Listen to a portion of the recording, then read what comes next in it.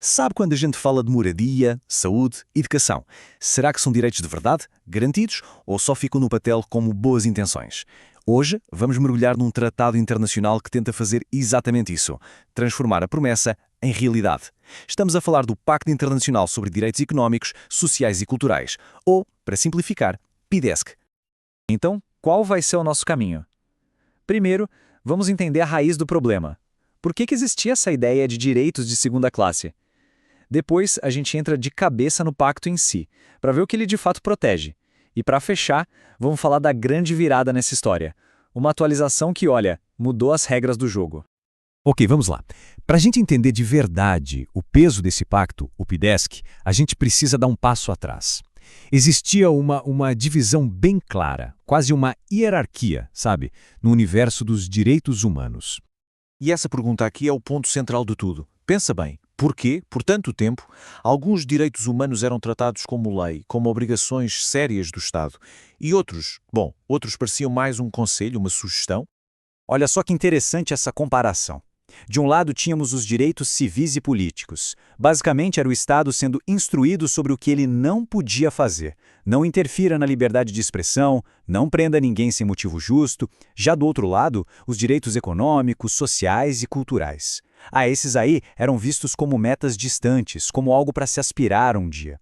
Direito à educação, à saúde, eram tratados como recomendações, o que na prática enfraquecia muito a cobrança. E foi justamente para acabar com esse desequilíbrio que o mundo se mexeu. A comunidade internacional disse: peraí, isso não está certo. E foi daí que nasceu uma resposta poderosa: o Pacto. Uma ferramenta pensada exatamente para dar a esses direitos o status que eles sempre mereceram.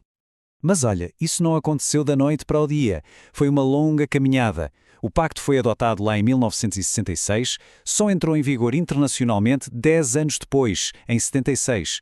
E no Brasil, só em 1992. Cada uma dessas datas representa uma luta, um avanço importantíssimo. Agora, atenção para um conceito-chave, que é o coração do pacto, a realização progressiva. E o que isso quer dizer? Não é uma desculpa para os governos dizerem um dia a gente chega lá. De jeito nenhum, é uma obrigação. Significa que o Estado tem que usar o máximo de recursos que tiver para fazer esses direitos acontecerem, passo a passo. E tem um detalhe crucial: é proibido retroceder. Uma vez que um direito avança, não pode voltar atrás. Tudo bem, já entendemos a história e a ideia por trás do pacto. Mas na prática, que direitos são esses? O que exatamente ele protege? Agora a gente vai ver a lista. O que realmente deveria mudar no dia a dia. Vamos começar pelo trabalho. O pacto é bem direto aqui. Ele não fala só do direito de ter um emprego, mas de como esse emprego deve ser. Condições justas e seguras, salário igual para trabalho igual e, claro, direito a descanso e férias. E mais, ele garante a força do trabalhador, o direito de formar sindicatos e o direito à greve.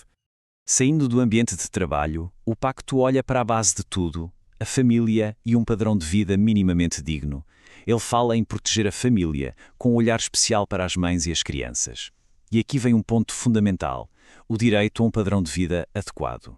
E o texto é específico, viu? Inclui comida, roupa e moradia. E não para por aí não, a proteção é bem ampla. O pacto garante o direito à saúde, e não é qualquer saúde, é o mais elevado nível possível. Garante o direito à educação, e detalhe, o ensino primário tem que ser obrigatório e de graça para todo o mundo. E ainda vai além, falando do direito de participar da vida cultural e de aproveitar os avanços da ciência. Ok, ter tudo isso escrito num documento internacional é incrível, né? Mas a pergunta de $1 milhão sempre foi: e na prática, como é que a gente tira isso do papel e transforma em realidade? Porque, convenhamos, a fiscalização sempre foi o grande desafio. Então, vamos pensar. Como é que o pacto, na sua versão original, fazia para fiscalizar se os países estavam mesmo a cumprir o combinado? Porque no mundo das leis internacionais, uma regra sem um jeito de cobrar vira só uma sugestão, não é? Acredite se quiser, o mecanismo era um só. Exato. Os próprios países escreviam relatórios a dizer como estavam a progredir. Muita gente comparava isso a pedir a um aluno para dar a nota da sua própria prova. Faltava ali um olhar de fora, uma fiscalização mais efetiva. E foi exatamente essa fraqueza do sistema que, muitos anos depois, provocou uma mudança radical. Veio aí uma atualização que finalmente deu dentes ao pacto. Sabe, abriu caminhos novos e muito mais diretos para buscar justiça. O ano é 2008 e aí surge a peça que faltava no quebra-cabeças, o protocolo facultativo. E olha, isso não foi só um remendo, foi uma virada de jogo total. A ideia era justamente essa, transformar o pacto de uma declaração de princípios num instrumento real que pudesse ser usado para cobrar justiça. E com ele veio um novo arsenal de ferramentas. A primeira, e talvez a mais importante, agora qualquer pessoa ou grupo pode apresentar uma queixa direto num comitê da ONU sentir que os seus direitos foram violados. Além disso, um país pode reclamar de outro e o próprio comitê pode iniciar investigações. A balança do poder mudou completamente. Essa tabela aqui resume a mudança de forma perfeita. Dá uma olhada. Antes a gente tinha um sistema que dependia do relatório do próprio país. Agora, temos relatórios, petições de pessoas comuns e investigações. A voz do indivíduo, que antes mal era ouvida, agora tem um canal direto. A capacidade de exigir esses direitos, de cobrar, ficou muito, mas muito mais forte. E no caso do Brasil, como fica?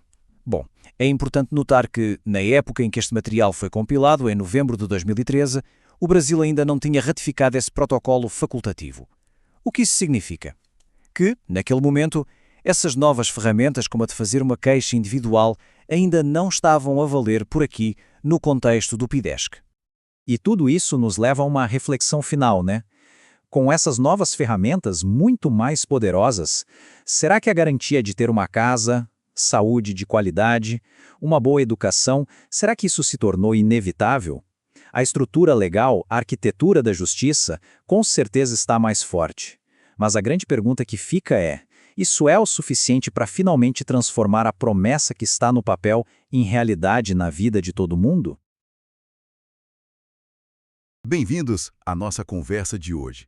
Vamos mergulhar num tema essencial dos direitos humanos, o Pacto Internacional dos Direitos Econômicos, Sociais e Culturais, o famoso PIDESEC, e também o seu protocolo facultativo. Isso aí, temos um material bem detalhado sobre eles. Exato. E a nossa ideia aqui é entender o que é esse PIDESEC, por que ele é tão importante, né? Que direitos ele protege e, principalmente, como o protocolo tenta dar uma força extra para ele funcionar na prática. Fundamental entender esses mecanismos internacionais. Com certeza, queremos sair daqui com uma visão clara de como isso tudo opera. E já para começar, fica a pergunta: como é que direitos básicos, tipo o direito ao trabalho, à saúde, à educação, são garantidos lá fora, no nível internacional? É isso que a gente vai explorar. Então, vamos lá, pelo começo. O PIDESEC nasceu lá em 1966, na ONU, junto com o Pacto de Direitos Civis e Políticos, o PIDCP. São meio que irmãos, né? Exato, foram adotados juntos. Só que o interessante é que ele só entrou em vigor bem depois, em 76. 10 anos de espera. Por que isso, hein? Olha, essa demora foi porque precisava que 35 países ratificassem ou aderissem. E conseguir essas 35 assinaturas não foi rápido, mostra que havia um debate, né? Tinha resistência. Tinha, sim. E a fonte que a gente tem menciona isso, é que, diferente de muitos direitos civis que pedem para o Estado não fazer algo, tipo, não torturar, não censurar. As tais obrigações negativas. Isso. Os direitos econômicos, sociais e culturais muitas vezes exigem que o Estado faça alguma coisa. Construir escola, hospital, criar programa social. E isso, claro, custa dinheiro, mexe com orçamento, com política. Ah, entendi. A resistência vinha daí, provavelmente. Exatamente. E a grande sacada do PIDESC foi justamente essa: tirar esses direitos do campo das boas intenções, das recomendações, e colocar no nível de obrigação jurídica internacional para os países que assinam. Deixou de ser só. Seria bom ter, para vocês têm que buscar isso. Perfeito. Foi um passo enorme para consolidar aquela ideia de que todos os direitos humanos são, assim, um pacote só. Indivisíveis, interdependentes, não tem um mais importante que o outro. E o Brasil? Como ficou nessa história toda? Então, o Brasil demorou um bocado para entrar formalmente. Participou das discussões lá atrás, mas a adesão mesmo, bom, o Congresso aprovou em 91. Já bem depois. Sim. Aí o documento foi depositado na ONU em janeiro de 92 e para o Brasil o pacto começou a valer em abril de 92. Reflete um pouco, talvez, as dificuldades internas de assumir esses compromissos de forma plena, né? Faz sentido. E a estrutura do pacto? O material fala em 5 partes, 31 artigos. A primeira parte é sobre autodeterminação dos povos, que nem no outro pacto. Isso, é um princípio comum. Mas a segunda parte parece ser o coração da coisa, né? Os compromissos dos estados. E aí aparece essa expressão realização progressiva, usando o máximo dos recursos disponíveis. O que é isso na prática? Não vira uma desculpa para adiar para sempre? Essa é a pergunta de $1 milhão, né? E é um ponto de debate constante. Realização progressiva é, vamos dizer assim, um reconhecimento da realidade. Que as coisas não acontecem magicamente. Exato. Implementar saúde para todos, educação de qualidade universal. Isso não se faz da noite para o dia. Exige muito recurso, tempo, planejamento, gente qualificada. O pacto reconhece isso. Ok, pragmático. Mas e aqui está o pulo do gato, né? Não é um cheque em branco para ficar parado. Os estados têm a obrigação imediata de começar a agir. Tomar medidas concretas, sabe? E tem que provar que estão usando o máximo dos recursos disponíveis. Isso não é só dinheiro, imagino. Não mesmo. Inclui leis, políticas, usar o judiciário, a administração pública, tudo que o Estado tem à mão. E para garantir que não andem para trás. Se já melhorou, pode piorar depois. Aí entra outro conceito-chave, que foi desenvolvido a partir da interpretação do pacto. A proibição do retrocesso social. Ah, importante isso. Muito. Uma vez que o Estado alcança um certo nível de proteção, tipo gratuidade numa etapa do ensino ou a cobertura de um certo programa de saúde, ele não pode simplesmente voltar atrás e diminuir aquilo sem uma justificativa muito, mas muito forte. Tipo uma crise econômica gigantesca. Talvez. Mas mesmo assim, teria que ser muito bem justificado, provado e ainda assim tentando proteger o mínimo essencial daquele direito. É uma trava importante. Entendi. E tem limite para esses direitos? Tem. O pacto diz que só podem ser limitados por lei, de forma compatível com a natureza do direito e só para promover o bem-estar geral numa sociedade democrática. E tem um detalhe curioso. Permite que países em desenvolvimento tratem estrangeiros de forma diferente em relação a direitos econômicos. Talvez por preocupação com o mercado de trabalho local, né? Interessante essa nuance. Bom, mas vamos ao que interessa para a vida das pessoas. Os direitos em si. A parte 3, artigo 6º ao 15. É aqui que a coisa fica concreta, né? É aqui mesmo. Cobre um leque enorme do bem-estar. Artigo 6º. Direito ao trabalho. Fundamental. E o 7º vai além. Direito a condições de trabalho justas e favoráveis. Isso inclui um monte de coisa. Salário que garanta a vida digna para a pessoa e para a família. Igualdade salarial entre homem e mulher, que está sempre em pauta. Com certeza. Segurança e higiene no trabalho, chance igual de promoção, descanso, limite de jornada, férias pagas, pagamento em feriado. É bem detalhado. E a parte de seguridade social. Tá lá também, no artigo 9º. Direito à seguridade social, incluindo o seguro social. Essencial para proteger as pessoas em momentos de vulnerabilidade. E os sindicatos, que estão sempre quente. O artigo 8º cuida disso. Garante a liberdade de fundar sindicatos, de se filiar, o direito dos sindicatos de formar federações nacionais e internacionais e o direito de greve, claro, seguindo a lei de cada país. Mas tem restrições, né? Tem, a lei pode restringir, se for necessário, numa sociedade democrática, para a segurança nacional, ordem pública, proteger direitos de outros. E tem as seções para forças armadas, polícia, administração pública. E a fonte menciona a Convenção 87 da OIT sobre liberdade sindical. Sim, e destaca que o Brasil não ratificou essa convenção específica da OIT, o que pode gerar discussões sobre o alcance total da liberdade sindical aqui dentro, apesar do PDESC garantir o direito. Entendi. Que outras áreas importantes o pacto cobre? Família, moradia? Sim, o artigo 10º foca na proteção da família. Fala em livre consentimento para o casamento, proteção especial para as mães antes e depois do parto, com licença remunerada ou benefícios sociais. E as crianças? Proteção contra exploração econômica e social, idade mínima para trabalhar. Aliás, a fonte até lembra a regra no Brasil, proibido o trabalho para menor de 16, exceto como aprendiz a partir dos 14. E o famoso direito a um padrão de vida adequado. Esse é o artigo 11, super importante. Inclui alimentação, vestuário, moradia adequados. E fala numa melhoria contínua das condições de vida. Tem uma parte forte sobre o direito a estar protegido contra a fome. E incentiva a cooperação internacional para isso, né? Exatamente. Para melhorar a produção, distribuição de alimentos, é um chamado global. E os dois pilares clássicos, saúde e educação. Estão lá, com destaque. Artigo 12. Direito ao mais alto nível possível de saúde física e mental. Bem ambicioso. E lista medidas que os estados devem tomar.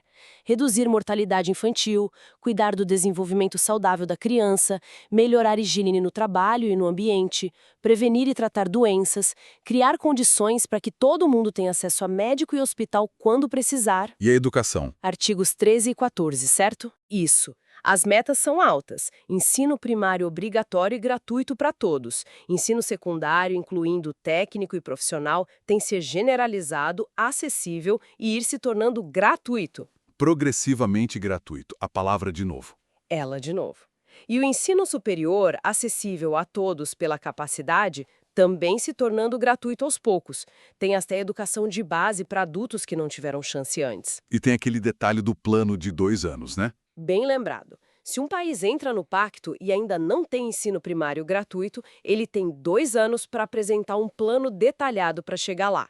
O pacto também fala em criar escolas, dar bolsas, melhorar as condições dos professores. E a liberdade de escolha dos pais. Escola pública, privada. Garante isso também, liberdade dos pais de escolherem outras escolas que não as públicas e de assegurarem a educação religiosa e moral dos filhos de acordo com suas convicções. E a liberdade de criar escolas também. É interessante comparar com a nossa Constituição, que já garante a educação básica obrigatória e gratuita dos 4 aos 17, né? Sim, a nossa Constituição avançou bastante nisso. Para fechar essa parte dos direitos, o artigo 15. Cultura, exato. Direito de participar na vida cultural, de gozar dos benefícios do progresso científico e também de ter protegidos os interesses morais e materiais sobre suas criações científicas, literárias ou artísticas. Direito autoral, basicamente. Isso. E o Estado tem que respeitar a liberdade para a pesquisa científica e para a atividade criadora. Ufa, é realmente um conjunto bem robusto de direitos e garantias, mas como é que se fiscalizava isso tudo no começo? A parte 4ª fala de monitoramento. O sistema original, previsto no próprio pacto, era baseado principalmente em relatórios. Os países tinham que mandar relatórios periódicos para a ONU, dizendo o que tinham feito, como estavam progredindo. Relatórios que iam para o ECOSOC, o Conselho Econômico e Social? Isso, via secretário-geral. O ponto-chave aqui, e a fonte ressalta isso, é que o PIDESC, diferente do irmão dele, o PIDCP, não criou no seu texto original um comitê específico de peritos para analisar esses relatórios. Ah, não tinha um comitê do PIDESC desde o início. Não no tratado. Esse comitê que existe hoje, o Comitê sobre Direitos Econômicos, Sociais e Culturais, foi criado depois por uma resolução do ECOSOC. Entendi. Então, essa falta de um órgão próprio no tratado e a dependência dos relatórios dos estados que, convenhamos, pode ser um mecanismo meio fraco, né? O país pode maquiar o relatório. Pois é, essa percepção de uma certa fragilidade no sistema de monitoramento e cobrança desses direitos, se comparado com os direitos civis e políticos, foi justamente o que levou à criação do protocolo facultativo. Ah, então foi para dar mais dentes para o PIDESC. Exatamente. A fonte diz que ele foi adotado pela ONU em 2008 com esse objetivo claro, fortalecer a aplicação desses direitos. E a nota de que o Brasil ainda não tinha ratificado em novembro de 2013, data da fonte, mostra que aderir a mecanismos mais fortes também leva tempo e debate interno. E o que esse protocolo trouxe de tão diferente, de tão importante? Olha, se a gente conectar com o quadro geral, o protocolo foi uma virada de chave. Ele finalmente criou mecanismos para que esses direitos possam ser, vamos dizer assim, levados à justiça internacional de forma mais direta. Tornou os direitos justiciáveis internacionalmente? Aproxima muito o status desses direitos ao dos direitos civis e políticos no sistema da ONU. Que caminhos são esses? Que mecanismos novos ele trouxe? O principal, sem dúvida, é o mecanismo de comunicações individuais. Está lá no artigo 1º. Petições individuais? Exatamente. Pela primeira vez, uma pessoa ou um grupo de pessoas que se sintam vítima de uma violação de qualquer direito do PIDESC por um país que assinou o protocolo pode mandar uma queixa, uma petição, direto para o comitê. Isso é um avanço gigantesco. Imagina, mas deve ter regras para isso, né? Não pode ser qualquer coisa. Claro, tem os critérios de admissibilidade, regrinhas para queixa se aceita. E qual a lógica por trás dessas regras? Sem precisar listar todas, mas a ideia geral. A lógica é fazer o sistema funcionar, né? Não ser afogado em queixas. Basicamente, a pessoa tem que ter tentado resolver no próprio país primeiro. Esgotar os recursos internos que se fala? Isso. A não ser que esses recursos não funcionem ou demorem demais, injustificadamente. Tem um prazo para apresentar a queixa, geralmente 1 ano depois de esgotar os recursos internos. O assunto não pode estar sendo visto em outro lugar internacional. E não pode ser anônima nem sem fundamento. Exato. Tem que ser por escrito, não pode ser abuso do sistema, tem que mostrar que a pessoa sofreu uma desvantagem clara. A menos que a queixa levante uma questão muito importante de interesse geral. E se a queixa passar por tudo isso, Aí o Estado é notificado e tem 6 meses para responder, apresentar o lado dele. e o comitê decide? Manda prender alguém? Não, não é um tribunal penal. O comitê analisa tudo, as informações da vítima, a resposta do Estado, e aí ele emite as suas visões, as suas opiniões e recomendações para o Estado. Recomendações. Sim. Ele avalia se as medidas que o Estado tomou foram razoáveis, levando em conta aquela história da realização progressiva e dos recursos disponíveis. Não tem poder de polícia para obrigar, mas as decisões têm um peso político e moral muito grande. Espera-se que os Estados cumpram de boa fé. Entendi. E tem mais ferramentas nesse protocolo? Tem sim, tem as medidas provisórias no artigo 5º. Para casos urgentes. Isso. O comitê pode pedir para o Estado tomar medidas urgentes para evitar um dano que não possa ser reparado depois, enquanto o caso está sendo analisado. Tipo, impedir uma demolição de casas, talvez. Por exemplo. E tem a possibilidade de buscar uma solução amigável, um acordo entre a vítima e o Estado, com o comitê ajudando a mediar. Interessante. Tem também as comunicações interestatais, artigo 10º. Um país que assinou o protocolo pode reclamar de outro país que também assinou, dizendo que ele não está cumprindo o PDESC. Um país processando o outro, na prática. Mas isso depende de os 2 países terem declarado que aceitam essa possibilidade. É bem raro na prática. E, por fim, tem o procedimento de investigação, artigos 11 e 12. Investigação, como assim? Se o comitê receber informações confiáveis de que estão ocorrendo violações graves ou sistemáticas dos direitos do pacto num país, ele pode iniciar uma investigação por conta própria. Mais proativo. Sim, pode até incluir uma visita ao país, mas precisa do consentimento do governo. É um mecanismo mais para lidar com problemas estruturais, sabe?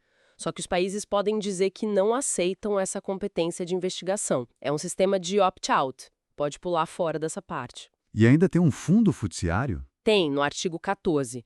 A ideia é criar um fundo para dar assistência técnica para os países, para ajudá-los a implementar melhor os direitos do pacto. Então, se a gente for amarrar tudo isso, começamos com o PDESC lá atrás, um marco por tornar os direitos econômicos, sociais e culturais obrigações internacionais, ainda que com essa ideia de progressividade. Exato. Vimos a lista enorme de direitos. Trabalho, saúde, educação, cultura, padrão de vida. Coisas essenciais, né? Essenciais para a dignidade humana, né? E vimos que o monitoramento inicial era mais baseado em relatórios. Aí veio o protocolo facultativo para dar mais força. Trazendo a chance de queixas individuais, interestatais, investigações, medidas provisórias. Isso, adicionou camadas importantes de exigibilidade de cobrança. Representa uma evolução grande para tentar colocar todos os direitos humanos, civis, políticos, econômicos, sociais, culturais, num mesmo patamar. Não só de importância, que isso já se dizia, mas também de mecanismos para proteger e garantir na prática. A fonte até fala num quadro sinótico que resume bem isso tudo. Fica claro, então, o PDESC e seu protocolo são peças-chave nesse esforço global para definir, para promover e, cada vez mais, para tentar proteger o bem-estar das pessoas nesses aspectos fundamentais. Sem dúvida nenhuma. E talvez para a gente fechar, fica uma reflexão que sai direto disso que a gente conversou. Considerando que realizar muitos desses direitos depende tanto, né, de dinheiro, de recurso, de escolhas políticas complexas de cada país, lembrando sempre do realização progressiva, máximo dos recursos. Certo. Qual é o limite real da eficácia desses mecanismos internacionais, como o protocolo? Como é que eles podem, de fato, cobrar e responsabilizar países com realidades tão diferentes por falhas em áreas como diminuir a pobreza, dar acesso à saúde para todo mundo, melhorar a educação, coisas que dependem de tantos fatores internos? Uma tensão complicada, né? Entre a norma internacional e a realidade de cada país. Exatamente. É uma tensão que está ali no coração desse sistema e que convida a gente a pensar nos desafios que continuam existindo para fazer esses direitos saírem do papel e virarem realidade para todo mundo. Uma questão fundamental, sem dúvida. E com essa provocação importante, a gente encerra essa nossa análise mais aprofundada de hoje sobre o PIDESC e o seu protocolo facultativo.